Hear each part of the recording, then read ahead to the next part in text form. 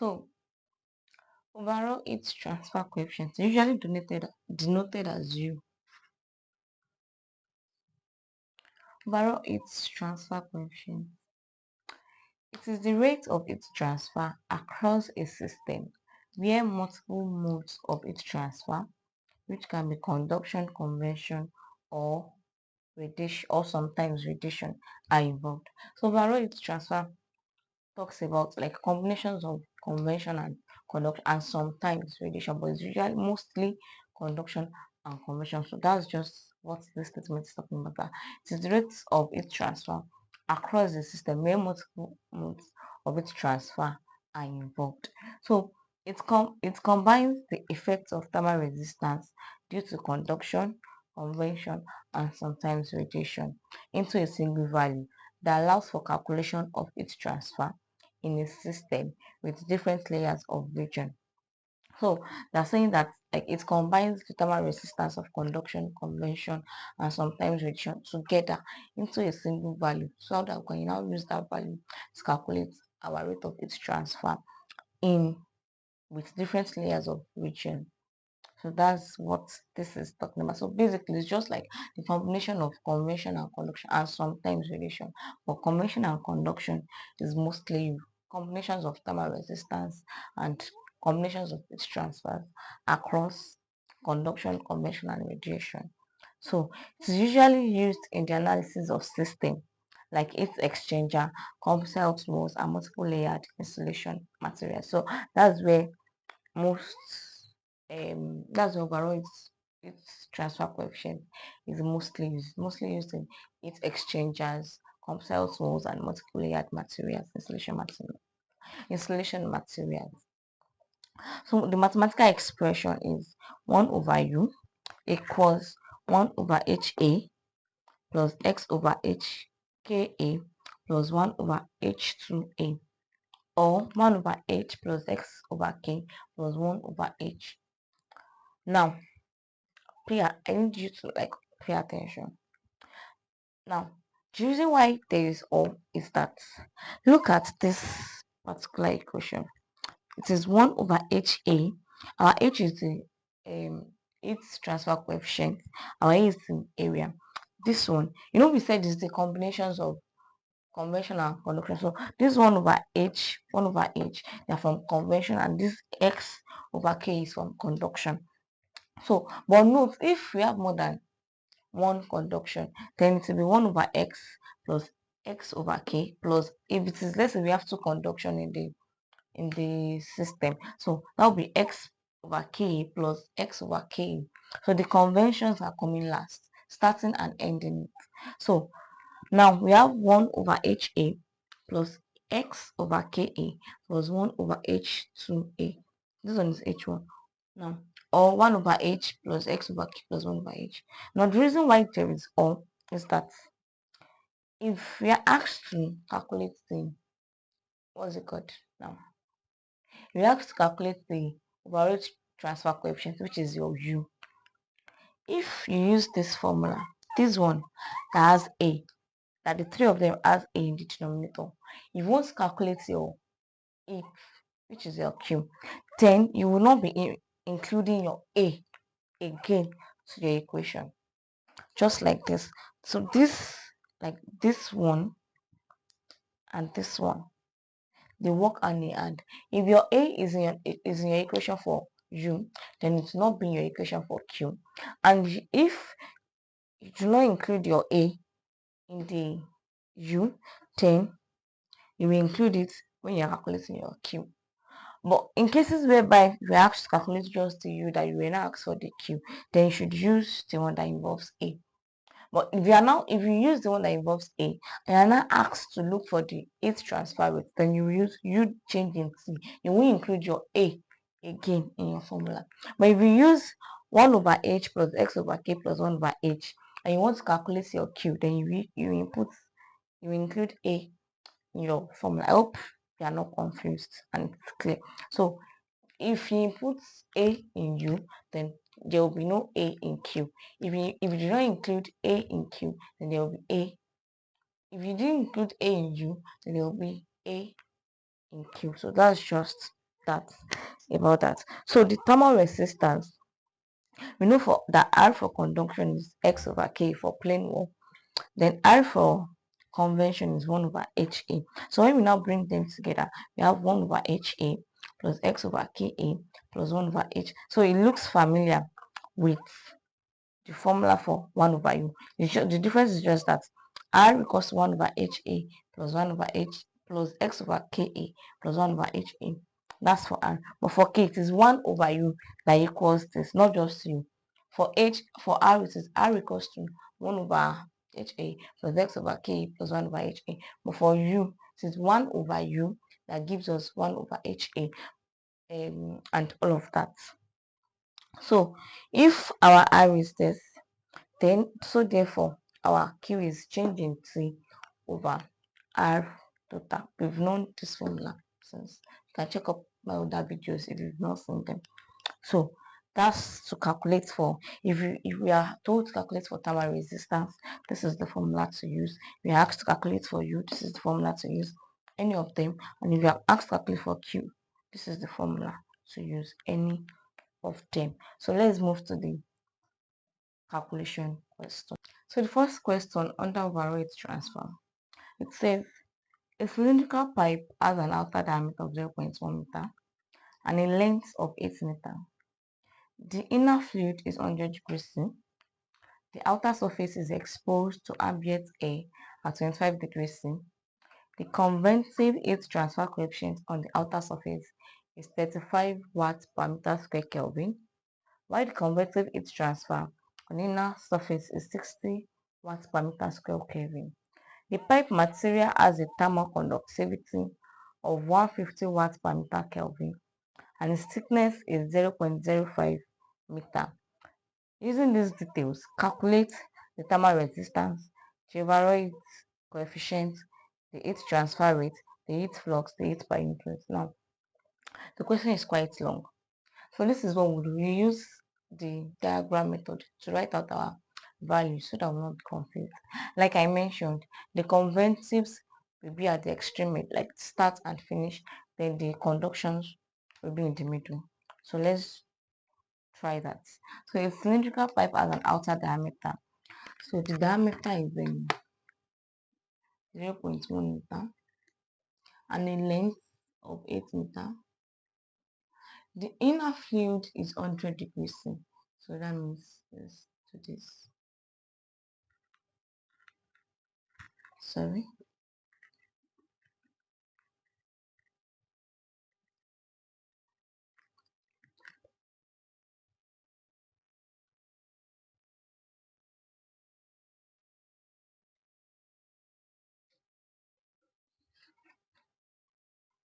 So the inner fluid is 100 degrees C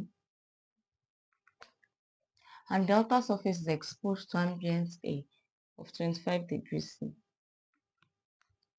The convective heat transfer coefficient on the outer surface, this is the outer surface, is, so the H here is 35 watts per meter square Kelvin, and the one for inner surface is 60 watts per meter square Kelvin.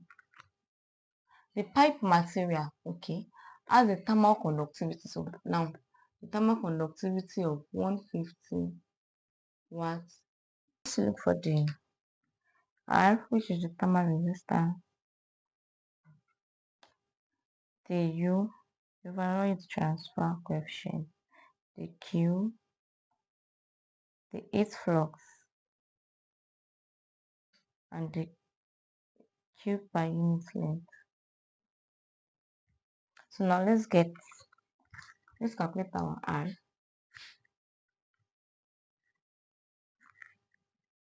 So R is 1 over HA plus X over KA plus 1 over HA.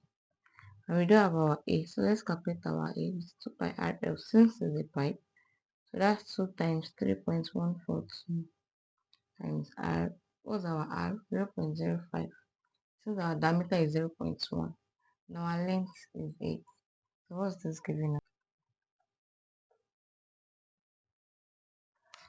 So this is giving us 2.5136 meters square. So we can now calculate our R, which is 1 over, what's H? The first H is 60. So 60 times 2.5136 plus X is 0.05 divided by 150 times 2.5136, then plus 1 divided by 35 times 2.5136. So what's this going to give us?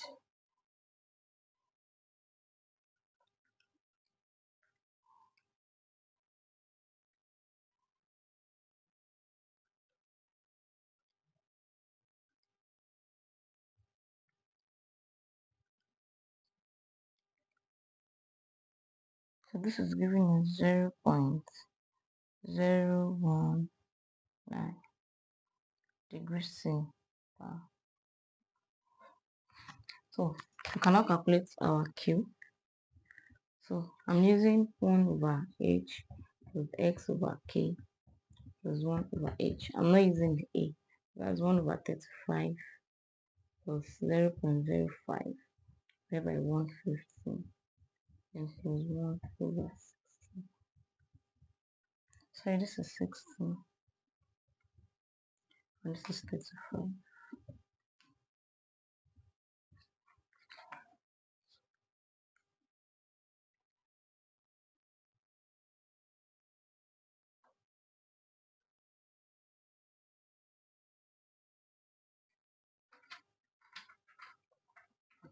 So this is giving us 0. Sorry, this 1 over U. So 1 over U equals 0.0486. Then U is going to be 1 divided by answer. We have 20.58 watts per meter square Kelvin. So after we've gotten that, we can now calculate our Q. Since I didn't use A, then you have UA changing to that's 20.58 multiplied by 2.5136.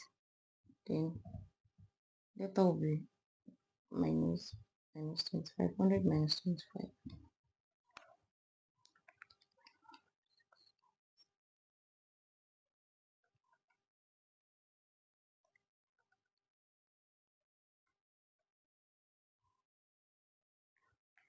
So our Q is equals to 3298.23. But so can I calculate our heat flux, which is Q over A. That's 3298.28 divided by 2.5136. This is going to give us 2.5136. 1312.16 watts per meter square. And we are calculating for per unit length of Q over M, which is 3298.28. Well, what was our L? 8.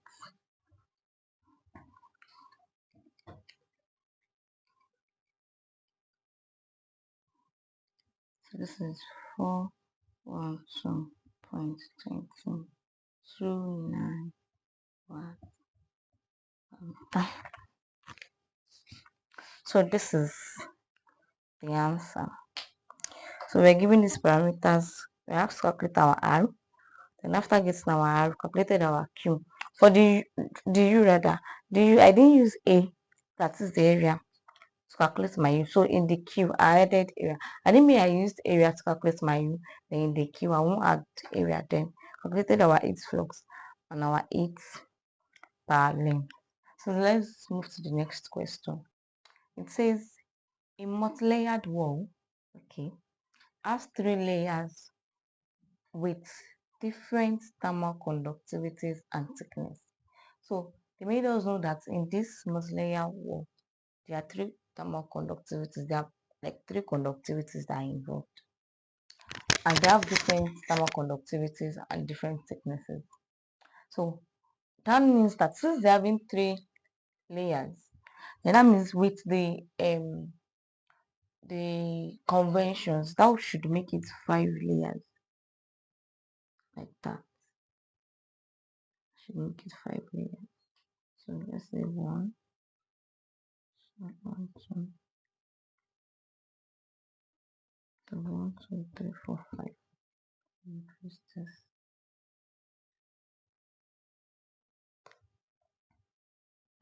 So this will be thermal conductivity 1, thermal conductivity 2, thermal conductivity 3, and the connectivity, I mean conventive, and the conventions. So a multi-layer three, a multi-layered wall has 3 layers with different thermal conductivities and thickness. So they said the first layer. This will not be the first layer. This first part is for the H hot for the convention, and this one is for the H cold for the convention, the inner and the outer surface. So the K here is 200 watts per meter Kelvin, and the thickness is 0.05. Oh, sorry, it shouldn't be here.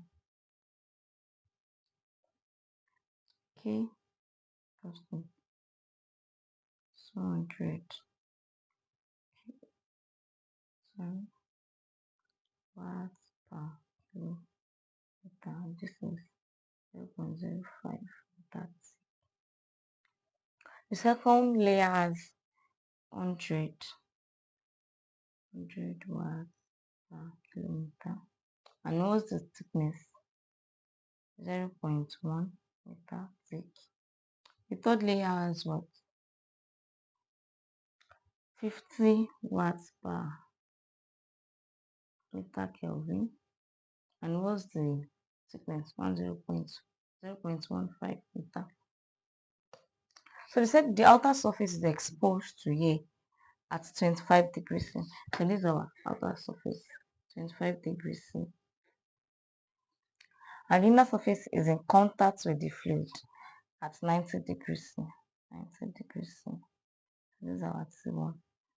And the convective heat transfer coefficient on the inner surface. So the H on the inner surface is 50 watts per meter square Kelvin. And the outer surface is the H here is 30 watts per meter square Kelvin. So what are we asked to calculate? The overall heat transfer coefficient U, the Q, and the heat flux. Given our D to be 0.12 meter and our L to be 12 meter. So 1 over U equals, I didn't want to use the area, so I'll have 1 over H. But since we have 3 layers of thermal conductivity, 1, X2, K2, X3, K3 equals 1 over H2. So this is H1. So that's 1 over U equals to 1 over 50 plus 0.05 divided by 200 plus 0.1 divided by 100 plus 0.15 divided by 50 plus 1 over 30. So 1 over U is equal to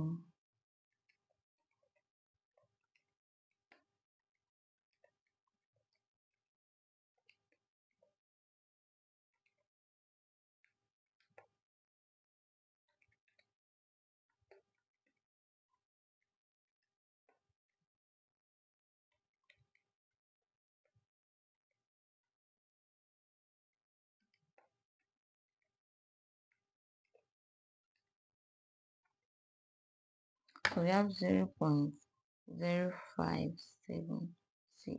So U will be equal to 1 divided by answer. So 17.37 watts per meter square K. So since we have our Q, U rather, we can calculate our Q to be UA change into. Should we have our A? No. So we calculate our A, which is 2 pi RL. That's 2 times 3.142. We're giving our diameter to be 0.12, so our radius will be 0.12 divided by 2. That's 0.06 multiplied by 12.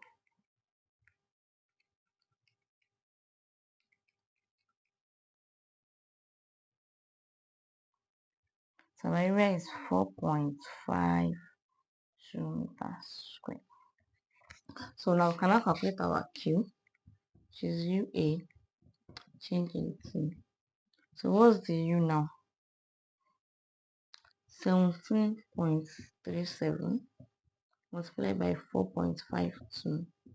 Our temperature difference is 90 minus 25, which is equal to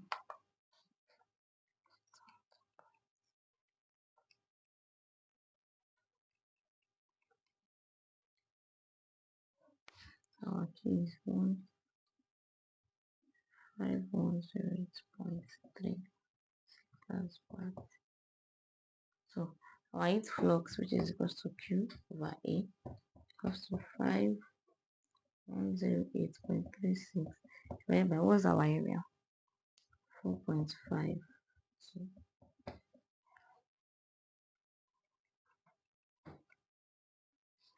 the answer is 1130.17 watts per meter square. And that's that about convention and overall heat transfer coefficients. So we were given all of these parameters, 3 conductivity with 3 different thicknesses. So that was why we had 3 different conductivity in between the conventions. So we're giving our H, the first one and the second one, and we're giving H values for the layers too. So we just input our values to get 1 over U. And after getting our 1 over U, we used it to calculate our Q. We're not giving our area, so we calculated our area. Then we inputted our values for the Q, then we calculated for its flux. And that will be all on the convention heat transfer and the overall heat transfer coefficient. Please do not forget to subscribe, like, share to departmental groups and to those that you know that this video is going to benefit. So next time, see you guys later. Bye.